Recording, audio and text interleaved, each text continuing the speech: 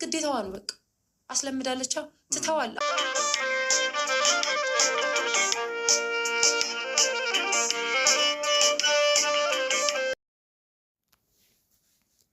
ሰላም ጤና ይስጥልኝ። ውድና የተከበራችሁ የቻናሌ ቤተሰቦች እንደምን አላችሁ? ከኔ ጋር ሁሉ ሰላም ነው። እንግዲህ ሰሞኑን በአንድ ሚዲያ አንድ አረብ ሀገር የነበረች ልጅ እንደዚሁም ደግሞ ተመልሳ መታ በኢትዮጵያ ላይ ውጤታማ የሆነች የተለወጠች ልጅ አለችና እሷ ልጅ በሆነ ሚዲያ ላይ ቀርባ ስለ አረብ ሀገር ሴቶች ስትናገር ውስጤን የነካቸው የምር። ምክንያቱም አንዳንዴ ኖራችሁበት ስታወሩትና ከሰው የሰማችሁትን ወይ የሚባለውን ነገር ስታወሩት በቃ አፋችሁ ላይ ራሱ ያስታውቃል። ማለት አሁን ይህች እህታችን ስደትን ታውቀዋለች፣ የደረሰባትን የተባለችውን ስለሆነ የምትናገረው ወሬዋ በሙሉ በቃ አንድም ጠብ የሚል ነገር የለውም። በጣም ነው የሚጥመው። እውነት ረጅም ሰዓት ነው ያወራችሁና በደንብ ነው የሰማናት። ምክንያቱም እኛን ነው እየነገረችን ያለ ነው ማለት የሄደችበት መንገድ እየሄድንበት ያለው መንገድ ነው፣ ያየችውን ነገር እያየ ነው ያለው ነገር ነው እና ሌሎች ያልተናገሩትን ነው በቃ ከአስከፈ ስትናገር የነበረው ንግግሯ ራሱ በቃ የሆነ ኃይል አለው እውነት ለመናገር ከሆነ ማለት ነው። እና ዛሬ የምንላችሁ ፈልጌ ነው በዛ ህይወት ውስጥ ያለፈ ብዙ እንደውም ብዙ ብቻ ሳይሆን እንዳለነን ማለት ይቀለኛል ማለት ነው። እና የእሷ ቪዲዮዎች በቲክቶክ ተቆራርጠው ተለቀዋል እና ከአንደኛው ቪዲዮ ስር የልጅቷ ቮይስ ስር የገባው ኮሜንት አለና ኮሜንቱን ነው ማነብላችሁ። በቃ ያልተበላ ወይንም ደግሞ ያልተሸወደ ወይንም ደግሞ ያልተከፋ ስደተኛ የለም እስከምትሉ ድረስ ብዙ እህቶቻችን ሀሳባቸውን አስቀምጠዋል ማለት ነው። እና 17 ዓመቴ በባዶ የሚል አለ። ከዛ ወረድ ስትሉ ደግሞ ኧረ ብዙ ነገር እዚህ ጋር ደግሞ አንድ እህታችን ምን ትላለች? 11 ዓመቴ ነው በስሜ አሜሪካ ብዙ ሀገር በስደት አይቻለሁ። አረብ ሀገር የምትሰሩ ሴት የሚያክል ጀግና ሴት አይቼ አላውቅም። በእውነት ማርያምን በጣም ራሳችሁ ብትኮሩ በጣም ደስ ይለኛል፣ በራሳችሁ ብትኮሩ እያለች ነው። አንዷ ደግሞ 7 ዓመቴ ነው ኩዌት የምትልም አለች። አንዷ እህታችን ምንድን ያለችው? እኔ በሱዳን 10 ዓመቴ ከዚህ 5 ዓመቴ ገንዘቤን በገዛ አባቴ ከዳኝ፣ ወላሂ የውስጥ እሳት ብላለች። የውስጥ ረመጥ። እንግዲህ ታች ወረድ ስትሉ ደግሞ አንዷ ምን ትላለች? እኔም ትቸው ሊሄድ ነው፣ ቦታ ገዛሁ፣ በሱ ስም ነው፣ እኔ አላደርግልሽም አለኝ፣ በሷ ስም ማለት ነው። ስለዚህ ትቸው ሊገባ ነው እያለች ነው። እንግዲህ ባሏ ይመስለኛል ቦታ ገዝታ በስም ያድርግልኝ ስትለው በእኔ ነው የማደርገው ብሏታል። ስለዚህ እሷ ደግሞ እዚህ ተቀምጣ ብትሰራውም ያንን ቤት ዞሮ ዞሮ ስለሚወስድባት ሄዳ ቦታውን ብቻ በስሟ ለማዞር ደርሳ ልመጣ ነው ማለት ነው። እንግዲህ እዚህ ጋር ማየት ትችላላችሁ። እዚህ ጋር ደግሞ አንዷ ምን ትላለች? እኔ በወንድሜ ተበልቻለሁ፣ የአባቴ እና የእናቴ ስም ማለት አይደለም። እኔ በወንድሜ ተበልቻለሁ፣ እናቴና አባቴ ደግሞ ምን ችግር አለው? በወንድምሽ ነው እንጂ ተካርሽው በሌላ አይደለም። ስለዚህ ችግር የለውም ተብዬ አውቃለሁ፣ ምን ልበል ዝም አልኩ ምትልም አለች። እና 20 ዓመቴ እዚህ ጋር ምን ትላለች? እኔ 20 ዓመቴ ነው በኩዌት የሚላለ፣ በቤሩት የሚላለ። እዚህ ጋር 14 ዓመቴ ስደት አልተመለስኩም፣ አንዴም አልተመለሰች ማለት ነው። እዚህ ጋም ደግሞ 4 ዓመት ከ9 ወሬ ነው ኩዌት ሰርቼ ነበረ። አሁን ሀገር ልገባ ነው፣ ምንም ነገር የለኝም። አስቡት 4 ዓመት ከ9 ወር ማለት ያው 5 ዓመት በሉት፣ 2 ወር ነው የቀረው፣ 3 ወር ምናምን 3 ወር ነው የቀረው። እና ይህን ያክል ዓመት ሰርታ ምንም ነገር የለኝም ልገባ ነው እያለች ነው። እዚህ ጋር ደግሞ ብሯን የተበላች ሴት ብቻ ናት ነው እንደምለው እያለች ነው። እውነት አዎ ማለት አረብ ሀገር እንግዲህ ሴቶች በብዛት ይመጣሉ፣ ወንዶችም ይመጣሉ። ነገር ግን ብዙ ጊዜ አረብ ሀገር ላይ ሰርቶ ተበላሁ የሚል ወንድ የለም። እኔ እዚህ ጋር ጥያቄ ራሱ አለኝ። ማለት ወንዶች ቤተሰቦቻቸውን አያግዙም ወይስ የወንዶች ቤተሰቦች ብር አይወስዱም?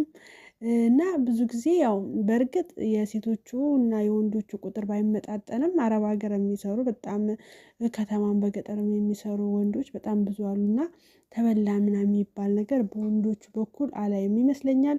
ወንዶቹ አላማ አላቸው። አላማ ስላችሁ ቤተሰቦቻቸው ላይ ራሱ ያው አትንኩብኝ ካለ ወንድ ልጅ አይነካበትም፣ ይከበራል። ሴት ግን በቃ ምንም አታመጣም ይባላል ይመስለኛል ሳስበው።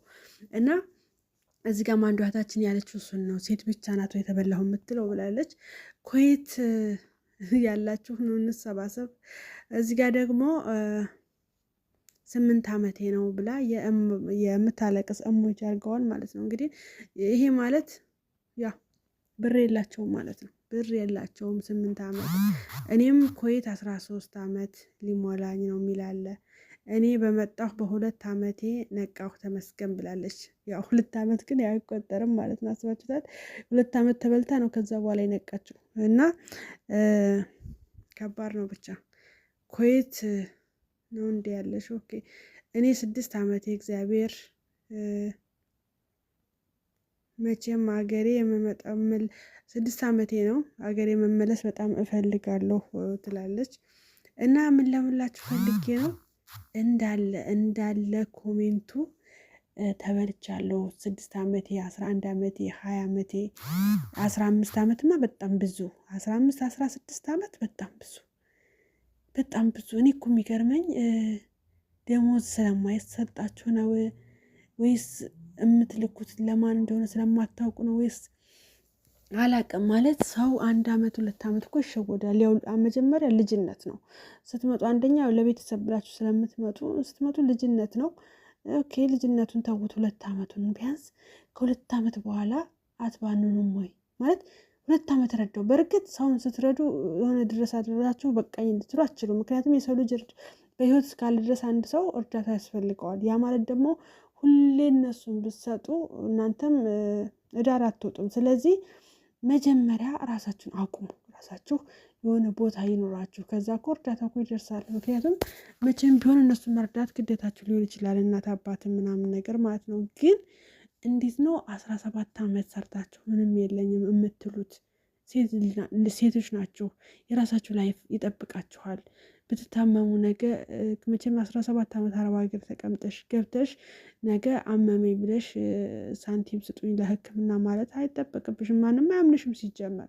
ጭራሽ ከአንቺ ስንት ሰው ይጠብቃል አይደለም አንቺን ሊረዱሽ ማለት ነው። እና ለራሳችሁ አስቡ ይባላል።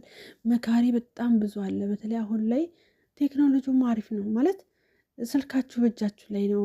ያው ምክር ካልሰማን ስክሮል እያደረግን ካላለፍን በስተቀረ አሁን ላይ መካሪያችን በጣም ብዙ ነው። እውነት እንዲሁም አዳዲስ ሰዎች ሚዲያ መጠቀም ሲጀምሩ በምክር ነው የሚጀምሩት። ይቅርታ አድርጉልኝና የሚመክሯትን ደግሞ የአረብ ሀገር ሴት ነው። ምክንያቱም ያው ፎሎ ምናምን ፍለጋም በዛው ስለሆነ ያሞጋግሷትና በቃ ተቆርቋሪ የአረብ ሀገር ሴት ተቆርቋሪ ምናምን ሆነው ከዛ በቃ ከፈመሱ በኋላ ግን መጀመሪያ የሚዘለጥጧት እሷን የአረብ ሀገርን ሴት ነው። እና ምን ልላችሁ ፈልጌ ነው፣ መካሪ አተን አይደለም። አሁን ላይ ብዙ መካሪ አለን። በቃላ እኛ የማየት ፍላጎት ካለን ማወቅ መመርመር ካለብን የሚመክረን ነገር ብዙ ነው። ግን ያው እኛ ችግራችን ካልደረሰብን ያን ነገር ስለማናውቀው ነው እንጂ ማለት ነው። እና ምን ልላችሁ ፈልጌ ነው ያው እዚህ አሁን እኔ 12 ዓመቴ ኩዌት የምትላለች 7 ዓመቴ እዚህ ጋር ደግሞ 15 ዓመቴ ኩዌት።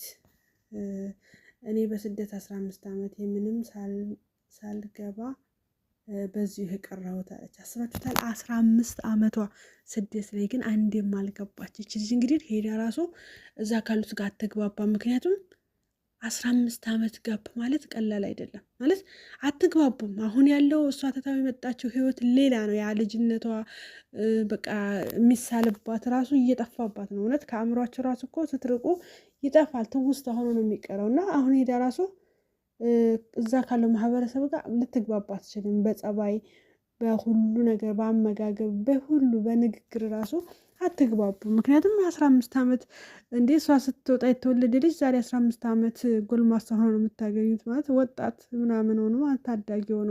ስለዚህ እንዴት ነው የምትግባቡት? ምንም ልትግባቡ አትችሉም ማለት ነው። እና እንደዚህ ረጃጅም ዓመት የምትሰሩ ከሆነ ደግሞ እኔ የምመክራችሁ ምንድን ነው በመሀል ግቡ።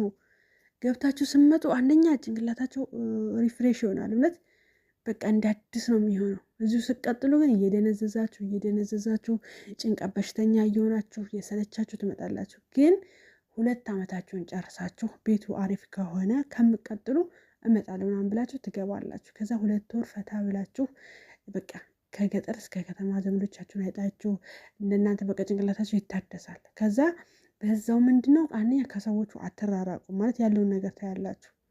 በጣም ስትራራቁ እንዳልኳችሁ በመሀላችሁ ብዙ ክፍተት ይፈጠራል። ግን ከሄዳችሁ አንደኛ የኑሮውን ውድነትም ራሳችሁ ታውታላችሁ። በዛ ላይ ደግሞ ማህበረሰቡ እንዴት እንደሚኖር በቃ ሁሉን ነገር ቅርብ ትሆናላችሁ። ለኢትዮጵያ ኑሮ ቅርብ ስለምትሆኑ ያው 2 ዓመት ብዙ ስላልሆነ ቢያንስ ብዙም አትራራቂም። ተመልሰሽ ብትገቢ እዛ ማህበረሰብ ውስጥ ገብተሽ ለመኖር አትቸገሪም።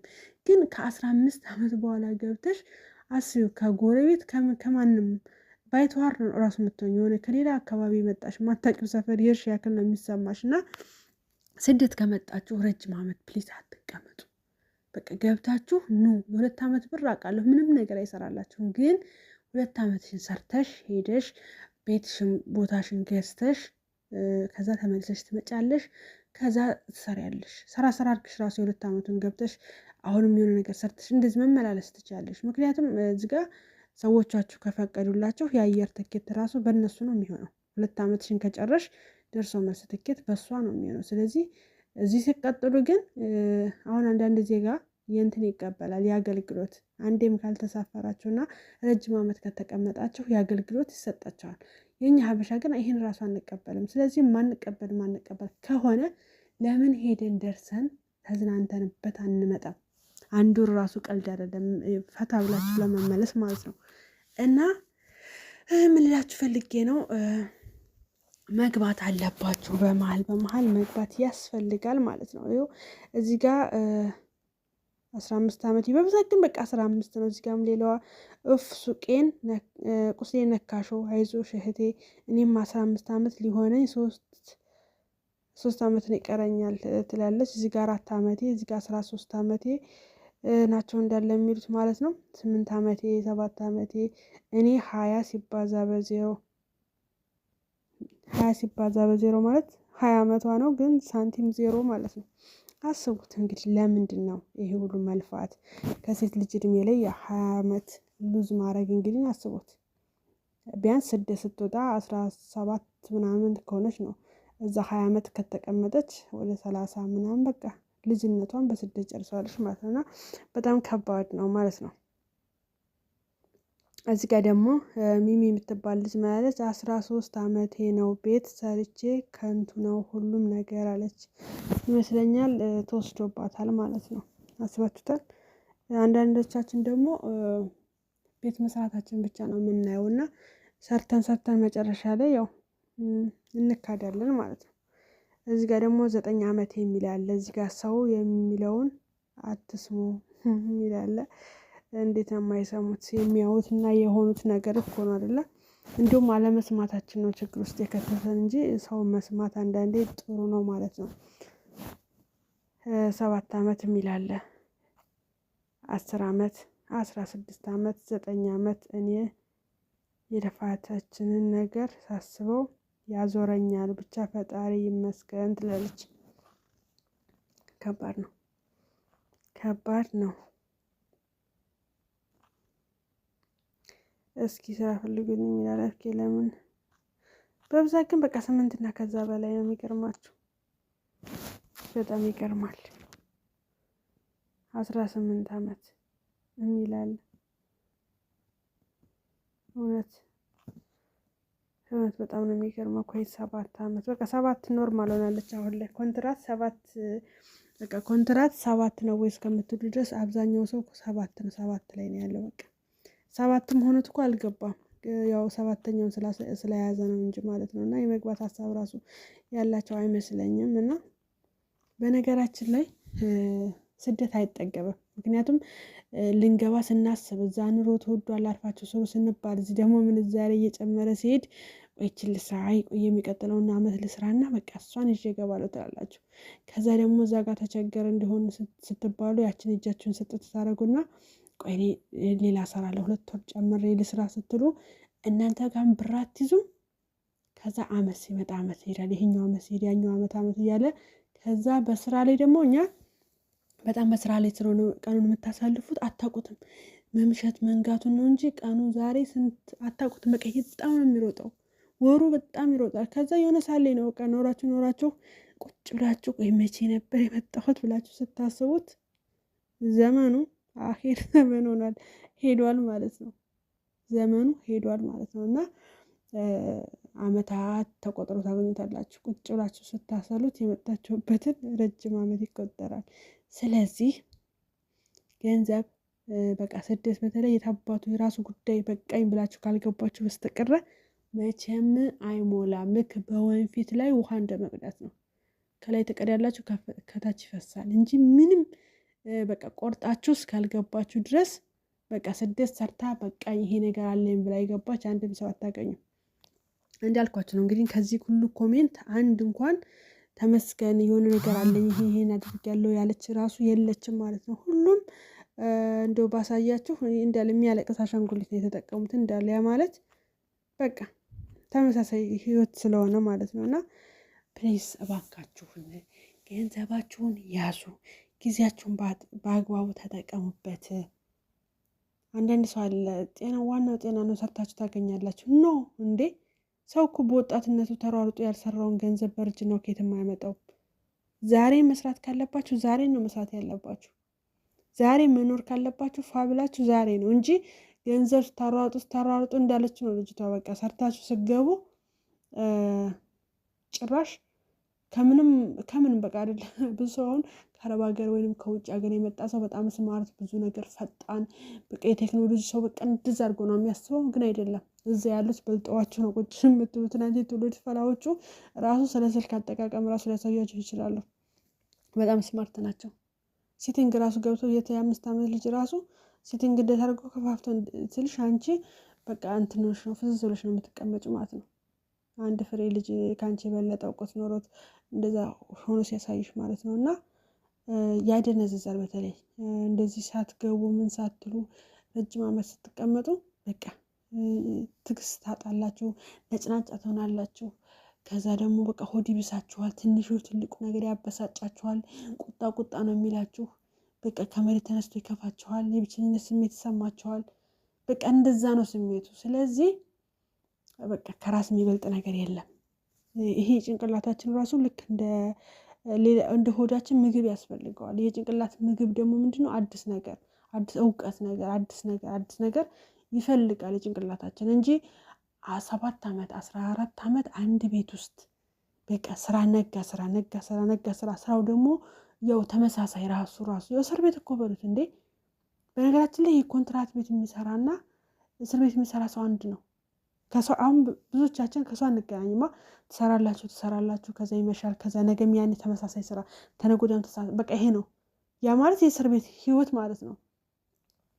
ብዙዎቻችን ውጭ አንወጣም እንደ በፊቱ ማለት። በተለይ እንደዚህ ትናንሽ ልጆች ከሌለባችሁ አሮጌት ቤት ወይንም ደግሞ እንደ ትላልቅ ልጆች ከሆኑ እነሱ ሲዝናኑ አትወጡም፣ እነሱ ሆነ ቦታ ሲሄዱ አትሄዱ። እና በቃ ስልካችሁና ስራ ነው ያለው። ያ ማለት የሆነ ነገር ሲደጋገም የመሰልቸት ሰው ልጅ በባህሪው ለሆነ ነገር ይሰለቻል። ገብታችኋል አይደለ? አዲስ ነገር እንፈልጋለን። ይሄ ሰዋዊ ባህሪ ነው። ያ ነገር ከሌለ ምንድነው በቃ ድብርቱ ይጀምራል። ማሰብ፣ መጨነቅ፣ ብቻ ማውራት፣ ብቻ ማብሰልሰል፣ በቃ እንዲያድርገው ማውጣት፣ ማውረድ፣ መጨነቅ በሆነው ባልሆነው ነገር በቃ እንደዛ ነው የምታስቡት። ከዛ በቃ ትግስታችሁ እያለቀ ሄዳ በቃ ነጭናጫ ትሆናላችሁ። እንደዚህ ሆናችሁ ገብታችሁ ደግሞ እዛ ራሱ ካለው ሰው ጋር አትስማሙም። ጸባያችሁ በቃ እንትን ትሆናላችሁ። በቃ ዝምተኛ፣ ከሰው የማይግባባ ምናምን በቃ እንደዛ ምንም በቃ የተለያየ ሰው ዓለም ሰው ነው የምንሆነው ማለት ነው። ስለዛ ምን ልላችሁ ፈልጌ ነው፣ ስደት የምትመጡ ልጆች አዳዲሶቹ እንግዲህ እስካሁን የነበሩት ያው ከዚህ በኋላ ምንም አይፈጠርም። ምናልባት ያው ነብስ ካወቁ ነው እንጂ አሁን ለምትመጡት ግን በጣም ይጠቅማል ይሄ ነገር። ምክንያቱም ምንም እንትን ሳትሉ ጊዜያችሁ ሳይቃጠል አልባከነም ዘመኔ ሳትሉ ልብ ላለው ሰው ይሄ ቪዲዮ አዳዲስ ለምትመጡ ልጆች ትልቅ ማሳያ ማስረጃ ነው። ችግራችን ግን እኛ ምንድን ነው ከደረሰብን በኋላ ነው እንጂ መጀመሪያ ማንንም አንሰማም። በቃ ማንንም አንሰማም። ግን በኋላ ላይ ወይኔ እንደባረኩት ኖሮ ልክ ናቸው ምናምን ማለት እንጀምራለን ማለት ነው። ስለዚህ እህቶቼ ራሳችሁን ጠብቁ። እኔ ግን የዚህን ያክል ሰው የሚሸወድ ያለ አይመስለኝም። ግን ደግሞ መሸወድም አይባልም። ለምሳሌ እዚህ ኮሜንት ላይ እስካሁን ሳነብ የነበረው ቤት የሰሩ ልጆች አሉ። ግን ችግሩ ምንድን ነው? ቤት የሰሩት በሌላ ሰው ስም ሆንና ሰርተው ሲጨርሱ የተካዱ ናቸው። አሁን እነዚህ ጥፋት አለባቸው አይደለም። ምክንያቱም ለወንድ አላኩም፣ ለሌላ ነገር ሰንበዴ አላኩም። የላኩት ለቤታቸው ለኑሯቸው ነው። ግን ያው የዛሬ ሰው ደግሞ ታውቃላችሁ ሀቅ በወረቀት ላይ ሆኗል። ይሄ ፈጣሪ ያየኛል፣ ይሄ ፈጣሪን ስለሚፈራ እረሱ እንደዚህ ያድርግ የሚባል ነገር የለም። ዛሬ ማስረጃ ነው፣ በማስረጃ ነው። እዚህ ጋር ስማ ጥሩ ሰው ነው አይከዳኝም ብለሽ ያደረግሽውን ነገር ነገ ላይ ስትከጅ በቃ መጨረሻሽ ማበድ ይሆናል እንጂ በቃ ሰው ደግሞ ይሄን ለመካድ በጣም ቅርብ ነው። ሰው የለም፣ ሰውን አትመኑ።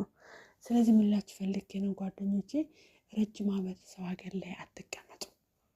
የ2 ዓመት ብር የ3 ዓመት ብር አይበቃኝም ካላችሁ ደርሳችሁ ኑ። እኔ እዛ ቅሩ አልልም፣ መመለስ ትችላላችሁ። ግን እዚሁ እንደመጣችሁ ቅርት አትበሉ ነው ጓደኞቼ። እንግዲህ ብዙዎቻችሁ ይሄ ነገር ይጠቅማችኋል ብዬ አስባለሁ እና የሚጠቅማችሁን ነገር እስኪ አንዳንዴ አስቡት። ማለት ዝም ብሎ ማለፍ ብቻ ሳይሆን ስለማንሰማ እኮ ነው የምር እንጂ እኮ መካሪ አተን አይደለም። አንዳንዴ መስማት ያገለግላል እንዴ።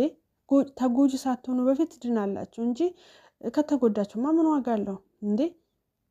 የሆነ ነገር ወይኔ እንደዚህ ባላደረግኩት ኖሮ ብሎ ድጋሚ በጸጸት ራሳችሁን ከምትጎዱ በቃ መማር አለባችሁ። ብልጥ ሰው ልንገራችሁ፣ ብልጥ ሰው ከሰው ህይወት ይማራል፣ ሞኝ ደግሞ በራሱ ላይ ይማራል ይባላል። እና ሰው ለሰው ሲነገር ለእኔም ያገለግለኛል ብላችሁ ስሙ። ምክር እስከሆነ ድረስ ምክር ሰውን አይጎዳም። ያ ማለት ያገኛችሁትን በሙሉ መካሪ ነኝ ያለውን በሙሉ ያግበሰበሳችሁ ስሙ አይደለም። ሰው ናችሁ፣ ታገናዝባላችሁ። ግን ትምህርት ትወስዳላችሁ። የሆነ ሰው ትሰማላችሁ፣ ሰሙና ከጠቀማችሁ ትወስዳላችሁ፣ ካልጠቀማችሁ ትተውታላችሁ ማለት ነው። ስለዚህ ፕሊስ ፕሊስ ፕሊስ፣ ጊዜው ወርቅ ነው ይላል አይደለ ሰው። ለእኔ ግን ወርቅ አይደለም ዳይመንድ፣ ከዛም በላይ ነው። ዳይመንድ እንደውም እኮ በብዛት ይገኛል አይደለ? ብር ካላችሁ ዳይመንድ ታገኛላችሁ። ለእኔ ጊዜ ማለት ህይወት ናት። ህይወት አንድ ሰው በህይወት ካለፈ መቼም አታገኙትም አይደለ? ለእኔ በዚህ ሰዓት ጊዜ ማለት ህይወት ናት። አንዴ ካለፈች አታገኟትም። በቃ ገብታችኋል አይደለ? ያ ነው። ስለዚህ ተጠቀሙበት። እዚህ 4 ዓመት ከተቀመጥኩኝ 24 ዓመት ብር እጄ ላይ መኖር አለበት። 2 ዓመት ከሆነ የተቀመጥኩት የ2 ዓመት ብር እጄ ላይ መኖር አለበት እንጂ ለምንድን ነው 4 ዓመት ተቀምጬ 0 የሚሆነው? 7 ዓመት ተቀምጬ ለምንድን ነው 0 የሚሆነው? ለምን? ስለዚህ አስቡበት፣ የምር አስቡበት እንዴ። በወጣትነታችሁ ተፍ ተፍ ተፍ ተፍ ብላችሁ ያልያዛችሁት ብር እንዲህ ነው በኋላ ላይ የምታመጡት። በልጅናችሁ ከየት ነው የምታመጡት? ወይ ከሀብታችሁ የላችሁበት፣ ወይ ከትዳራችሁ የላችሁበት፣ ወይ ከሆነ ሰው እኮ በአቋራጭ ተምሮበትም ከሆነ ነገ የተሻለ ስራ ሰራበታል ይባላል። 0 እንዴት ሰው ልጅ ይሆናል? 0 ለምን? መሰደድሽ፣ የሰው ፊት ማየትሽ፣ መገፋትሽ። እንደ ሰው እንኳን አንዳንድ ቤት እኮ እንደ ሰው ራሱ ማይቆጥራሉ። እውነት እንደ ሰው ራሱ በቃ የስራው ብዛት እንዳለ ሆኖ ግን የሆነ የብቸኝነት ስሜት እንዲሰማችሁ የሚያደርጉ ሰዎች አሉ። በቃ ለእንዲከፋችሁ ወይኔ ያ ሁሉ ዘመድ ሀገሬ እያለ እዚህ ባይተዋር ለሆን ብላችሁ በቃ የስራው መብዛት ወይንም የምግብ አለመኖሩ ሳይቆጫችሁ የብቸኝነት ስሜት ራሱ በጣም የሚያንገላታችሁ እኮ አላችሁ፣ የሚከፋችሁ ስንት ሰዎች አለ። እና እንደዚያ ተቃጥላችሁ ያገኛችሁትን ገንዘብ እንዴት ነው ዝም ብላችሁ የምታባክኑት? ለምን እንዴ? ይሄ እኮ ላብ ብቻ አይደለም፣ ነጭ ላብ እኮ ነው እንደዚህ ተሰርቶ የሚገኘው። የምሬን ነው የምላችሁ። ስራ ቢበዛ ይሻላል። አንዳንድ ሰው የሰው ፊት ራሱ የሚገርፍ አለ። በቃ የሆነ በቃ ምን ብዬ ልንገራችሁ፣ ሲያዟችሁ ራሱ በስርዓት የማያዟችሁ አሉ። ይሄን አድርጊልኝ ምናምን፣ በቃ ይሄን እንደዚህ አድርጊው፣ እንደዚህ አድርጊው፣ እንደዚህ አልኩሻ ምናምን ብሎ በቃ ከስራው የበለጠ ንግግራቸው፣ አክታቸው፣ ፊታቸው ላይ የምታዩት ነገር ቅጥል ድብን የሚያደርጋችሁ ብዙዎች አላችሁ። እና እንዴት ነው እንደዛ ተቃጥዬ ቢያንስ ያመጣሁት ገንዘብ ጥሩ ላይ ሆኖ ካገኘሁት ከዛ በቃ ቢሰርቡኝም የታባታ ታገኛለች ነገ ራሴን ችዬ እኖራለሁ ብዬ እጽናናለሁ በሱ። እንደዚህ ተደርጊም እንደዚህ የተደረኩለት ገንዘብም እዛ ጋር ከበከነ ያኔ ነው በቃ የሚያብዱት የአረብ ሀገር ሴቶች። እብዶች ነን እንባላለን፣ ምድርሹ ብዙ ነገር እንባላለን። ግን አረብ ሀገር ሄዳ አብዳ መጣች ወይንም በቃ እንደ እብድ ያደርጋቸዋል ነው እንጂ ምክንያታቸውን አንድ ሰው አይጠይቀንም። ስለዚህ ለምን እንዴ አንቺ ገንዘብሽን ስለሰጠሽ ከሆነ ቤተሰብ የሚወድሽ አይወድሽ፣ አመት ላይወድሽ ይችላል፣ አይወድሽ ለምን እንዴ? ባለፈው ትናንትና ነው ትናንት ወዲያ ላይ ሀቢባ ላይ አይታችሁ እንደሆነ ዱባይ መጥታ ታመመችና መስራታችንም ሀገር ቤት መግባት አለባት እነ ምንድነው እና ሀቢባ ደውሎ አባትየውን ታግዙናላችሁ ልጅቷን ልናስገባት ነው ኢትዮጵያ ልታግዙ ትችላላችሁ ይላቸዋል። በምንድን የምናግዘው በሀሳብ አላሉትም የራሳቸው ልጅ። እነዚህ እንግዲህ እና ሀቢባ ያው በበጎ ፈቃደኝነት ነው እንጂ እዳ የለባቸውም ከማስገባት ምናምን ቅልቦች ጋር ማለት ነው። ቅልቦች ምናምን የራሳቸውን ልጅ ልትመጣ ነው ታማለች ሲባሉ አግዙን ሲባሉ በምን እናግዛቸው? በሀሳብ ነው ወይ? እንዴት ነው ልጃቸውን በሀሳብ የሚያግዙት? እዚህ ጋር እኮ ታማ እኮ ነው በሞትና በህይወት መካከል ናት ያለችው። ግን በሀሳብ ከሆነ እሺ እናግዛቸዋለን፣ እኛ እናሳክማት፣ አዲስ አበባ እናስገባታለን፣ አዲስ አበባ ሕክምናዋን ትቀጥላለች። ግን የቅርብ ሰው ያስፈልጋል እና አግዙን ሲባሉ በሀሳብ ከሆነ እናግዛቸዋለን። እንደ ሀሳብ እገዛ የሆነ ከመቼ ጀምሮ ነው ማለት? ሌላ የውጭ ሰው ቢሆን ኦኬ በሀሳብም ሊያግዝ ይችላል። አባት ለልጁ በሀሳብ አግዛቸዋለሁ ይላል እንዴ? እነ ሀቢባ ወይንም እነሱ ማለት ነው ምንም ማለት መንግስት እየከፈላቸው አይደለም። ያው እንደ ዜጋ በበጎ ስራ ራሳቸው ተደራጅተው ወገንን ለመርዳት በበጎ ፈቃደኝነት የተቋቋሙ የተሰባሰቡ ሰዎች ናቸው እንጂ ግዴታ ያለባቸው ሰዎች አይደሉም። ነገር ግን አባት ከሚባል ይሄን ያክል መልስ ሲሰማ እውነት ይከፋል፣ የምር ይከፋል። ልጅቷ ራሱ በበሽታዋ ላይ በሽታ የሚሆንባት የአባትየው መልስ ነው ብዬ ነው የማስበው። አይባልም፣ ነውር ነው እንዴ። ታግዙናላችሁ? አዎ እንዴ ግዴታዬ ነው፣ ልጄ ናት፣ ግዴታዬ ነው። አንተ ብለኸኝ ነው እንዴ? እንኳን እኔ አባቷ እናንተ ምንም ያልወለዳችኋት ማትዘመዷት ይህን ያክል ለልጄ ከለፋችሁማ እኔማ እኮ ግዴታዬ ነው፣ ልጄ ትምጣልኝ፣ ብቻ እናንተ አስገቡልኝ ይባላል። ጭራሽ እንደ ውጭ ሰው አግዛት ሲባል በሀሳብ ነው ማግዛት ብሎ ቁጭ ያለ አባትየው ራሱ ማለት ነው። ስለዚህ እህቶቼ እወቁበት፣ ፕሊስ እወቁበት፣ በቃ እወቁበት። ምክር ሰልችቶናል፣ መካሪ ነፍ ተግባሪ ዜሮ ነው እና እወቁበት እላችኋለሁ ጓደኞቼ። ስለነበረን ቆይታ አመሰግናለሁ። ቻው ቻው፣ ደህና ሁኑ።